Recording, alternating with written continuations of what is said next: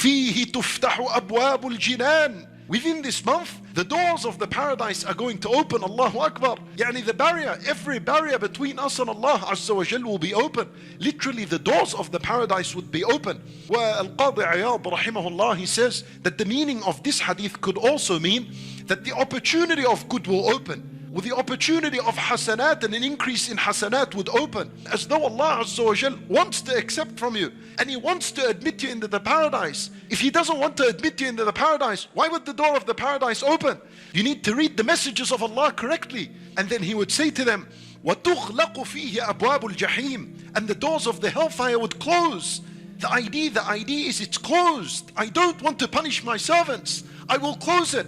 Make the majority, make the most of the time in Ramadan. Seek Allah subhanahu wa ta'ala's protection from the fire. Do the deeds that will save you from the fire. In Ramadan, there are 60 opportunities. Every day, 2 opportunities to be freed from the fire. وَتُغَلُّ فِيهِ الشَّيَاطِينَ, and even the devils are chained. The biggest effect on mankind and the biggest distraction for mankind, which is ash-shaytan, is locked up. And he's literally locked up. And the devils are too.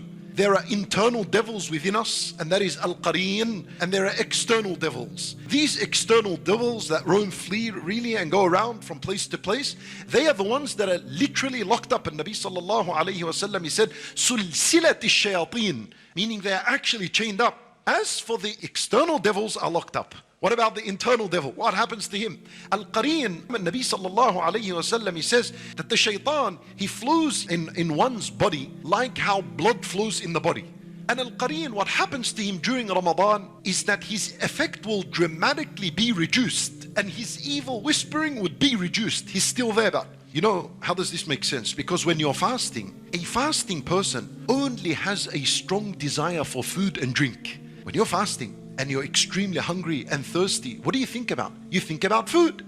And thinking about food is permissible because you're thinking about something permissible.